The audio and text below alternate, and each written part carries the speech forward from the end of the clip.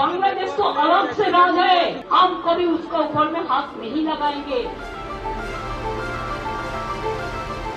1952 ভাষা আন্দোলনের আবহই ফিরিয়ে আনতে চান পশ্চিমবঙ্গের মুখ্যমন্ত্রী মমতা বন্দ্যোপাধ্যায়। ভারতের এই রাজ্যটিতে বিধানসভা ভোট যতই এগিয়ে আসছে ততই বাড়ছে সাম্প্রদায়িক এবং জাতিগত উত্তাপ। আর এর মূলে রয়েছে নরেন্দ্র মোদীর বিজেপি পশ্চিমবঙ্গের শাসন ক্ষমতা দখলের উচ্চাকাঙ্ক্ষা। বিজেপির নেতারা দাবি করছেন ভোটার তালিকা থেকে অবৈধ অভিবাসী তথা বাংলাদেশিদের বাদ দেয়ার। আর এ নিয়ে খেপেছেন মুখ্যমন্ত্রী মমতা বন্দ্যোপাধ্যায়। এছাড়া ভারতের বিভিন্ন রাজ্যে বাংলাভাষী শ্রমিকদের হেনস্থার অভিযোগ উঠেছে।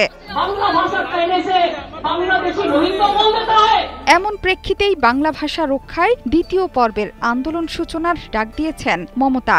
বিজেপি শাসিত রাজ্যগুলোতে বাংলাভাষীদের ওপর হেনস্থার প্রতিবাদে শহীদ দিবসের মঞ্চ থেকে ভাষা আন্দোলনের ডাক দেন মমতা। তিনি অভিযোগ করে বলেন, কেন্দ্রের বিজেপি সরকার সার্কুলার জারি করে পশ্চিমবঙ্গের বাংলা ভাষাভাষী মানুষকে বাংলাদেশে পাঠানো ও জেলে ভরে রাখার ষড়যন্ত্র করেছে।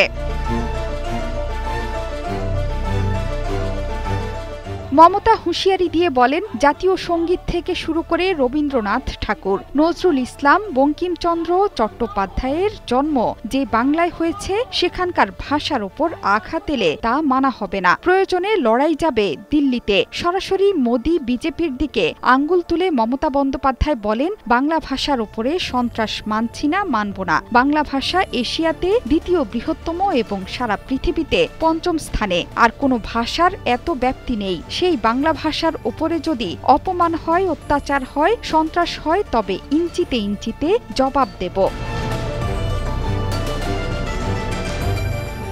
ভারতের বিভিন্ন জায়গায় ডিটেনশন ক্যাম্প করে মানুষকে আটকে রাখা হচ্ছে অভিযোগ করে মমতা বন্দ্যোপাধ্যায় বলেছেন, প্রায় 1000-এর বেশি মানুষ তাদের কাউকে কাউকে রাজস্থান, উত্তরপ্রদেশ, ছত্তিশগড়, মধ্যপ্রদেশ বা ওড়িশার কারাগারে রাখা হয়েছে। কাউকে বাংলাদেশে ফেরত পাঠানো হয়েছে। মমতা বলেন, বিজেপি এখন ঠিক করে দিতে চায় যে কে কি খাবে, কে মাছ খাবে, কে কার মাথা খাবে।